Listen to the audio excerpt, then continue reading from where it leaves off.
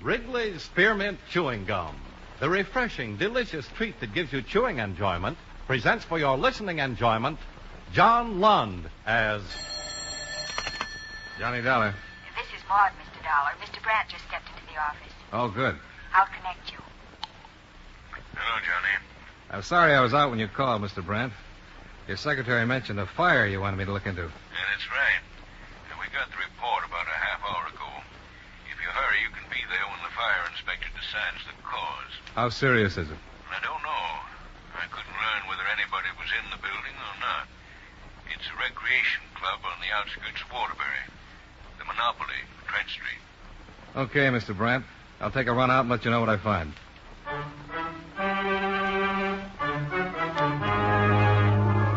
the makers of Wrigley's Spearmint Chewing Gum bring you John Lund in another adventure of the man with the action-packed expense account, America's fabulous freelance insurance investigator. Yours truly, Johnny Dollar.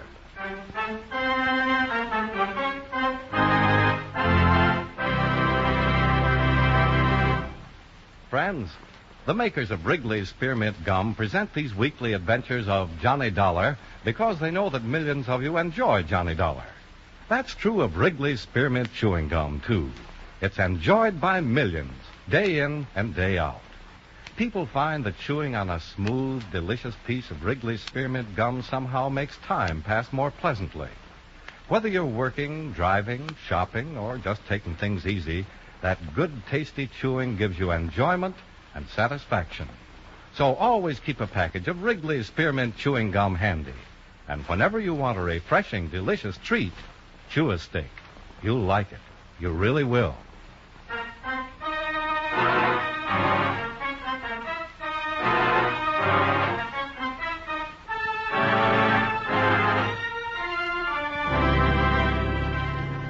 Expense account submitted by Special Investigator Johnny Dollar to Corinthian All-Risk Insurance Company, Hartford, Connecticut. The following is an accounting of expenditures during my investigation of the Monopoly matter. Expense account item 1, $26.70, car rental and mileage between my Hartford apartment and what was left of the Monopoly Club in Waterbury.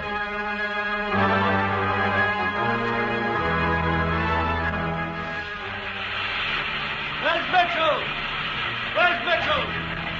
We need more men over here. Get Mitchell. We're losing pressure at number 3. Take the charge for number 3. Hey, you men, that wall's going. Come out of there. Get out of there.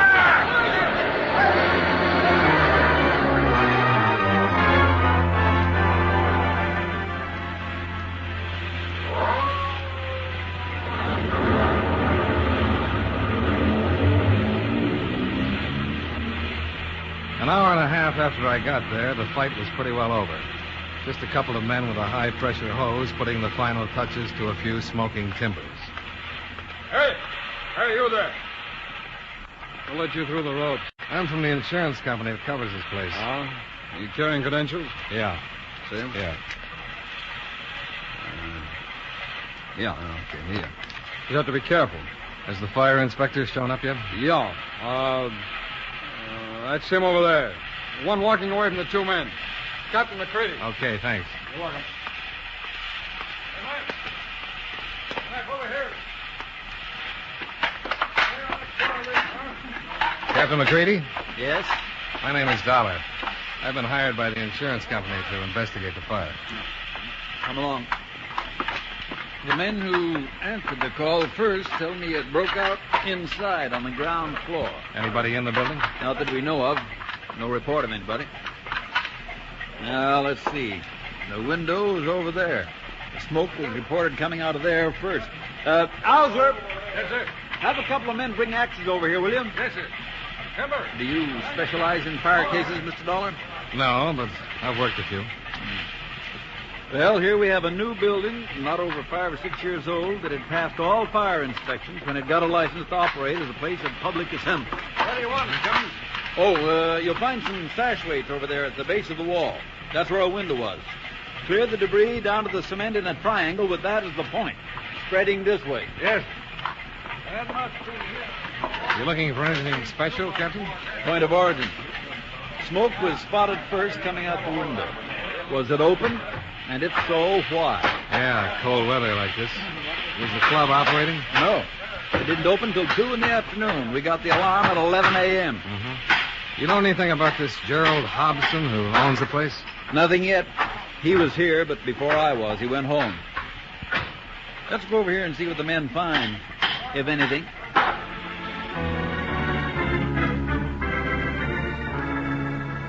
What we found pointed without a doubt to arson.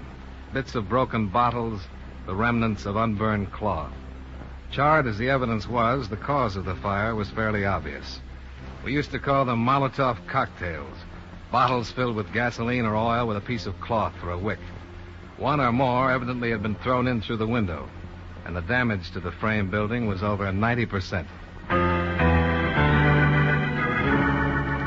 The closest neighboring building was a garage almost 100 yards away. We questioned the people there, and then Captain McCready went back to his office. I looked up the owner of the Monopoly Club, Mr. Gerald Hobson. From the insurance company? Yes, looking into the cause of the fire. Oh, of course. Well, come in. Thanks. May I take your coat? Oh, I won't be here long. I'll keep it on. Well, just come into the other room and sit down. I looked for you out at your building, but I guess you'd left before I got there. Yes, I was there, of course. Bob at the garage, he called me about the fire. He's the one that reported it. Yes, I talked with him. And I went right out, but my nerves aren't what they were once. Fire's such a terrible thing. I didn't know what to do, and I asked one of the firemen off, and he told me to go home, that people want to know where to find me. Did they save anything? Nothing but the foundations and some plumbing. Oh, well, then thank heaven for the insurance. Well, I don't suppose you share my feeling about that. You've paid the premiums, Mr. Hobson. Now, I'd like you to answer some questions about your club. Yes, of course. I understand it was a licensed place of public amusement. What kind of amusement? Well, we specialized in Monopoly. In what? The game, you know. Oh, sure. Well, we have a great many factory workers in Waterbury. Well, I started the Monopoly Club must have been 3 years ago, to offer them harmless entertainment and relaxation. The game was quite popular. Enabled them to play financier, you know. Oh, yeah, I remember the game. Yes, you buy and sell and try to amass a fortune. We ran month-long tournaments, and I tell you, some of the fortunes were astronomical. Well, they were just billions. Was there any other amusement offered? Well, I had a few tables for the card players. There was soft drinks and candies. Mr. Hobson, I want you to understand that I'm not a police officer. Anything you tell me will be kept in confidence. Oh, yes, of course. Did you run any gambling games? Why, of course not. My club was a decent legal establishment. The members were good, everyday working people. And your income came solely from memberships? From memberships and retail sales. I don't like your intimations. Not one bit. I'm looking for a reason why somebody should have set fire to your building. That's why the gambling possibility crossed my mind. Heavy losses could drive somebody to it. Yes. You were absolutely sure that the fire was not accidental? The fire inspector, Captain McCready, seemed entirely satisfied. I saw the evidence, too. Have you spoken to the police about this, Mr. Dollar? I know I haven't. Why do you ask? Well, a man came to see me a week before last. On Monday it was, and I was just opening up the club, and so I was the only one there.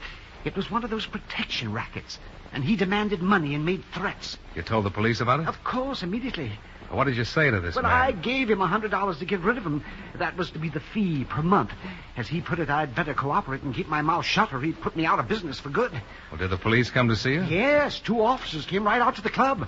I told them I'd rather meet them someplace else, but they said the faster they got on his trail, the quicker they'd find him. Well, they didn't find him at all. And if somebody threw gasoline into my place, it stands to reason that man must be the one. Uh-huh. Well, if you let me use your phone, Mr. Hobson, I'll call Captain McCready. We'll see what we can make out of this. Yes, of course. It's right out here in the hall.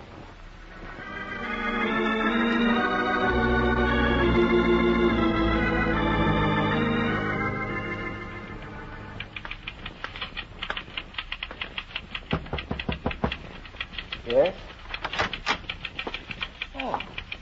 I'm sorry I missed your phone call, Dollar, but I had a meeting with Chief Blair. Oh, it worked out fine, Captain. Gave me time for a sandwich. Good. Sergeant Winnick of the police bunco squad came over. He just stepped out of the room for a moment. I'm naturally requesting an investigation from the city fire attorney, but now with the possibility of extortion, the police can start their own right away. That'll speed things up. Do you have anything else? Well, the lab isn't finished with the evidence yet, but so far there are traces of 3 bottles. Sergeant Winnick, this is Mr. Dollar. How are you, Sergeant? Nice to know you, Mr. Dollar. Now, sit down. You talked to this Mr. Hobson? Yeah. How did the subject of this man and his threat come up? When I told him how the fire started. I don't know what to make of it. I got out the report on that call we made at his club. 2 of our men were there 15 minutes after he phoned. And Hobson's description of the man had been radioed to every squad car on the streets. You didn't get any place on it? No. We haven't had a complaint from anybody else in town on anything like it. If a protection racket was building, you'd think we'd get more than 1 call, wouldn't you? You think Hobson's report was untrue, then, huh?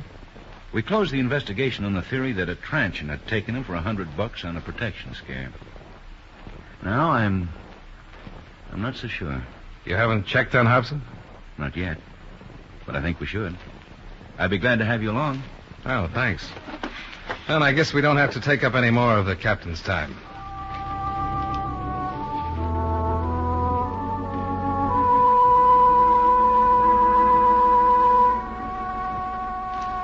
Arson cases are among the toughest to crack.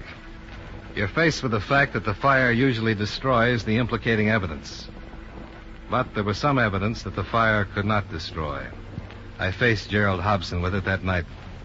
Well, it was nice of you to come back, Mr. Dollar, to trouble yourself like this. You probably won't appreciate it when you've heard me out. Was that so? Why not? Well, to put it bluntly, you're under suspicion of setting the torch to your club. Oh, are you out of your mind? What's the meaning of this? I spent most of the afternoon with the police. A Sergeant Winnick investigated your complaint a couple of weeks back. Your story of the protection threat didn't seem to hold up. Now, let me understand this. They think I was lying about that man? Oh, I don't think they'd say so in but so they many do, words. huh? Then why aren't they here? Because they're a lot more cautious than I am. Maybe I'm overstepping my bounds by coming, but I like to have things out in the open. I want to show you what's stacked up against you if you try to press a claim against the insurance company. Oh, yes, of course. I'd forgotten your sole interest is in saving your company's money. Oh, yes, by hook or crook. I'll be your best witness if the situation clears up in your favor. But I did some snooping. I looked into some of your financial affairs. Get out of here! Sure. This is your castle, Mr. Hobson. This kind of privacy I have no right to invade. But the fact that $18,000 would save your financial neck is not private information anymore.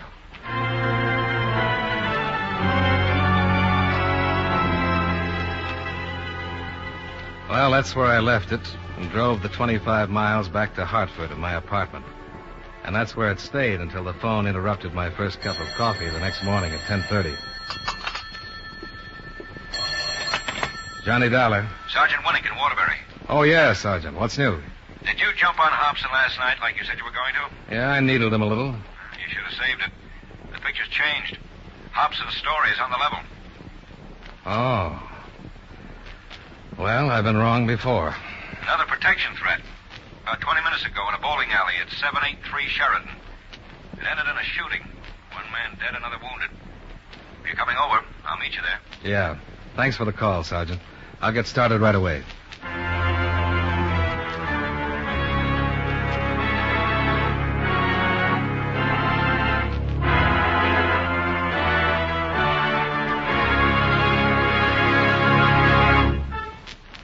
Friends, Wrigley's Spearmint Chewing Gum is a refreshing, delicious treat you can enjoy just about any time. Even when you're busy working, you can slip a stick of Wrigley's Spearmint in your mouth and enjoy that pleasant chewing. The lively, full-bodied spearmint flavor cools your mouth and freshens your taste. The good, smooth chewing helps relieve pent-up tension, gives you satisfaction. As a result, you seem to feel more relaxed and get more enjoyment out of what you're doing. So enjoy chewing Wrigley's Spearmint Gum while you work and at other times, too. Get a few packages next time you're at the store. That's Wrigley's Spearmint Chewing Gum. Healthful, refreshing, delicious.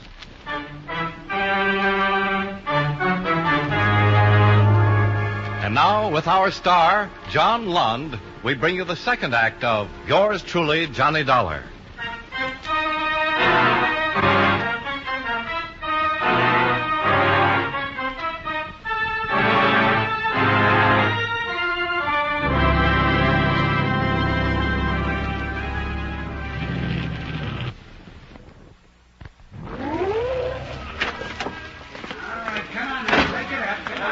You made some time, Dollar. Yeah, light traffic.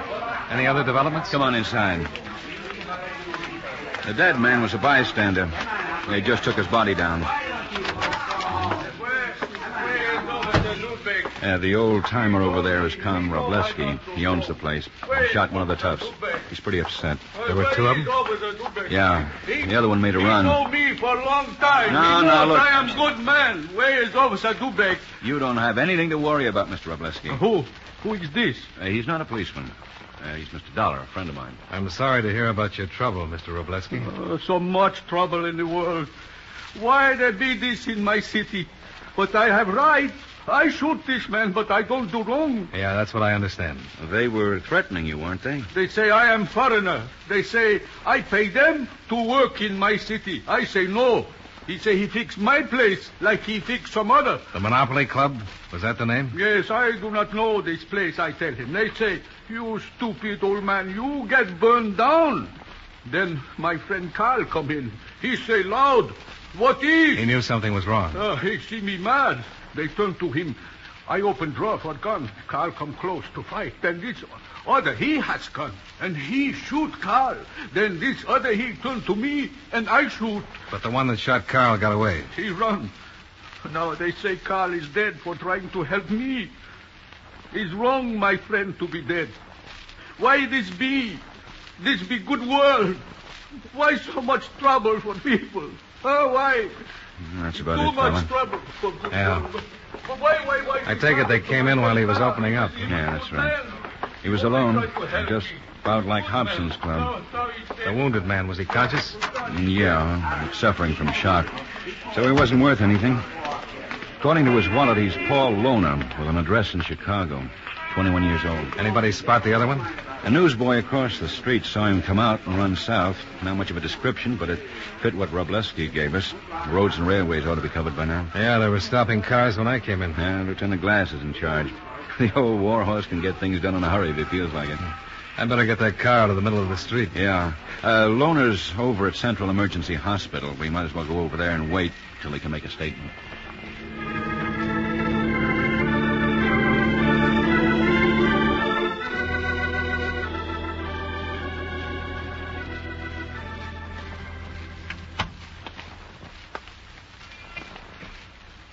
They tell us you're strong enough to talk, Loner. Well, they told me to, but I don't see no reason to. You're doing plenty of talking in the bowling alley from what we hear. I don't remember. I don't blame you. Pushing an old man around like that must be something you'd really want to forget. Go start up a parish someplace, will you? How many times have you been arrested, Loner? What difference does that make? After hearing you blab while you were passed out, they want to see how many lies you'll tell now. I didn't pass. Well, you just don't remember. You know what time it is now? I don't care what's there. It's after 4. You were out for over an hour. You don't bluff very good. Your wife's name is Edith. How's that for bluffing? Where is your wife? Leave me alone. I hurt. The doctor said you were in good shape. It's a laugh. If you weren't, he wouldn't have let us in here. Where's your wife? I don't know. Look, you're wasting your time. I don't want to talk, and I won't. That old man you shot is dead. Did you know that? I didn't shoot nobody. What? I didn't have a gun. It was right there on the floor beside you. You're a dirty, stinking liar. I didn't have a gun. The guy that was with me, that was his gun. He shot the old man, and you know. The report says you were there alone. That's a lie. Who was with you? Guy I teamed up with. I don't know his name. If you can prove that, it might make a difference. Can you prove it? It's true. That old guy, that Robleski, he knows it. He said you were alone. It's a lie. You're lying. If he said it, he's lying. Why should we lie? To frame me. I didn't kill him. Why should Robleski lie? I don't know, but he is. And if you guys want to, you can make him say he's lying. Maybe he wants to be sure somebody gets the electric chair for killing his friend. As long as we've got you, You all right? He knows I had a partner. My partner did most of the talking. Who was your partner? I don't know. Robleski says you talked to him. I didn't. I tell you, I didn't. Bert Lucas did the talking? Yes, Bert. Dirty, rotten. Take it easy, Lona. You knew Lucas was with me. Now we know. Oh, Sergeant. That's a little more. Yeah? I'll get verification of Lucas' name and description over to the radio office if you hang on here. Okay. Oh, Mr. Hobson, come on in. Oh, I'm sorry to take so long. Well, that's all right. Come on in. You remember Mr. Dollar? Oh, yes. I'll meet you in my office, Dollar. Yeah, I'll get there as fast as I can. Well, I owe you an apology, Mr. Hobson. Oh, no. Oh, please. No, it's your job to look into things. I shouldn't have lost my temper. Thanks. Now, will you take a look at this man? Well, yes. That's possible. Is he the one you gave the $100 to? No, I've never seen this man. You're sure? Yes, I'm positive. Did Lucas do the talking at the Monopoly Club, too, Loner? They didn't have to talk much with this jerk. Oh, no. Never mind, Mr. Hobson. Who touched off the building, you or Lucas or both of you? What's the difference? I want to know. I don't see what difference it makes now, but we both did. We did it because this jerk Hobson here went to the cops. Bert should have squeezed $500 out of you, then we'd been out of this town. That's all for now, Mr. Hobson. We'll call you down again when we pick up his partner. Well, that'll take some doing. Bert's still on his feet. That puts him way out of your client. Oh, he's a vicious type of person. Yes. Here, this way. Oh. Oh, Mr. Dollar. Yes? We'll contact you later, Mr. Hobson. Yes, thank you. Yes, nurse? Thank you. Maybe you better take this call. I've been trying to reach Sergeant Winnick, but he's not in his office yet. Oh, sure. What is it? It's Lona's wife. She wants to talk to somebody who's seen her husband. Oh? Where can I take it? Right over here. Okay. Hello? Hello? Hello? Who is this? This is Johnny Dollar, Mrs. Lona. How is he? Oh, he's all right. He's going to make it fine. Oh, when did you see him? I just left him. We talked about you. Where are you now, Mrs. Lona? I'm just down the street. I started out to come right down to see him when I read it, but when I got close, I got scared. Well, you have nothing to be afraid of, have you? People will ask me questions, and I'm not going to lie no more. You'll think it's wrong, but I know it's right. Of course it is. Could I meet you someplace? Oh, no. But if you'll wait outside the door for me so I won't have to talk to those men who don't care about anybody. I'll be there.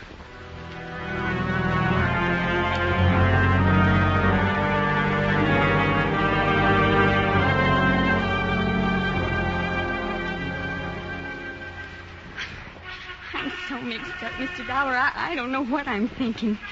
But I always knew that something as bad as this was going to happen. I always knew when it happened, I'd have to do something. The fellow who was with him is named Bert Lucas. Yeah, we learned that. The police here phoned the police in Chicago and learned about him and about you. And about how you and your husband left. They weren't sure Bert Lucas was here, but we found out from your husband. I know where Bert Lucas is hiding. Where? I can't tell you by streets and roads, but in a car I could tell you how to drive there. How can you be sure he's there? He came by where we live after he got away from that trouble this morning. He didn't know Paul was hit.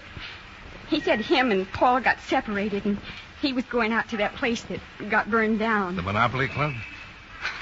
I'm killing him when I tell you this. Not necessarily, Mrs. Lona. Oh, yes, I am. He knows he killed that man. He told me so. He said he'd never give himself up, but I don't care. He's in a cellar out there. That's where he is. He was going to wait till dark, but he's in a cellar out there.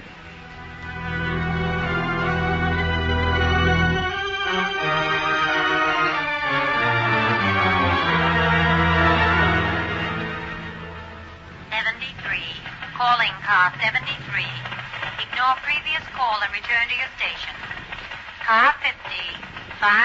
What is your present location? Car 50 proceeding west on Trent Street between Hudson and Pine. Proceed to the Monopoly Club and stand by. Monopoly Club. Roger. Now, that's Burnett's car. He has 3 men with him. Lucas may be hearing these cars. Any more might scare him out. Yeah. I think we better move in. I'll leave one man here with the searchlights in case we need him. Hi, Burnett. You have a Thompson? 2 of them, Sergeant. Good.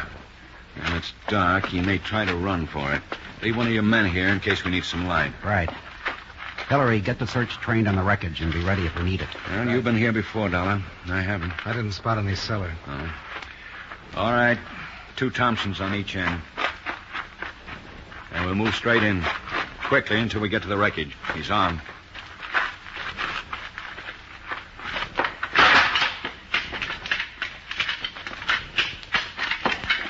Any stairway to the cellar must be in one of those 2 corners of the back wall there. Uh-huh.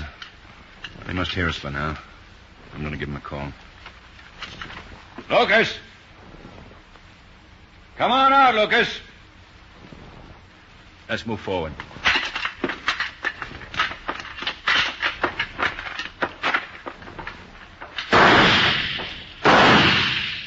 Really? He hit one of your men. Get down.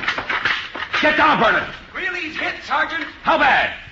Really. In the stomach, Sergeant. He's passed out. I saw the muzzle flashes, Sergeant. Back there. Where you can see that timber at an angle. Oh, I thought it was farther to the left. Hillary! Lights! Burnett! Cover me! Right. All right, Lucas. Come on out before you blast it out.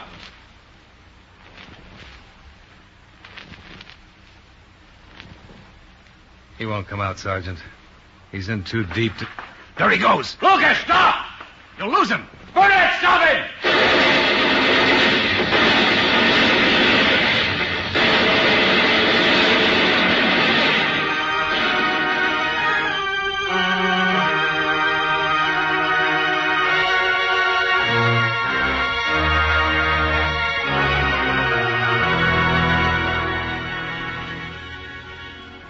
Expense account item 2.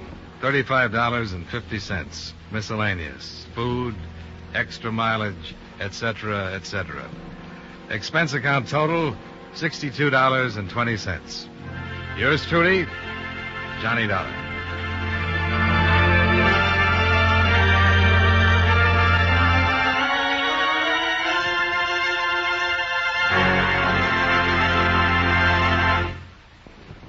Remember, friends, Wrigley's Spearmint Chewing Gum is a refreshing, delicious treat you can enjoy just about any time.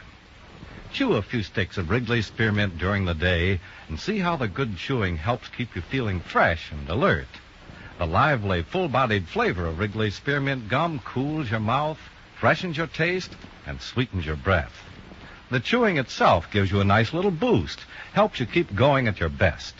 Millions of people get real chewing enjoyment out of Wrigley's Spearmint Gum every day, and we know that you'll enjoy it, too. Get a few packages and always keep some handy. That's Wrigley's Spearmint Chewing Gum. Healthful, refreshing, delicious.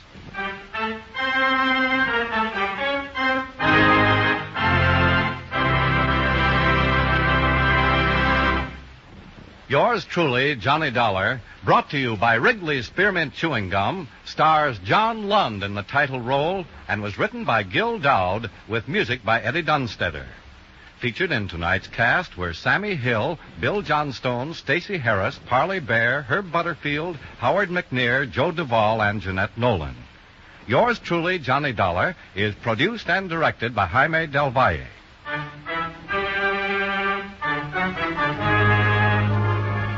The makers of Wrigley's Spearmint Chewing Gum hope you enjoyed tonight's story of Johnny Dollar and that you're enjoying delicious Wrigley's Spearmint Gum every day. This is Charles Lyon, inviting you to join us again next week at this same time when, from Hollywood, John Lund returns as... Yours truly, Johnny Dollar. This is the CBS Radio Network.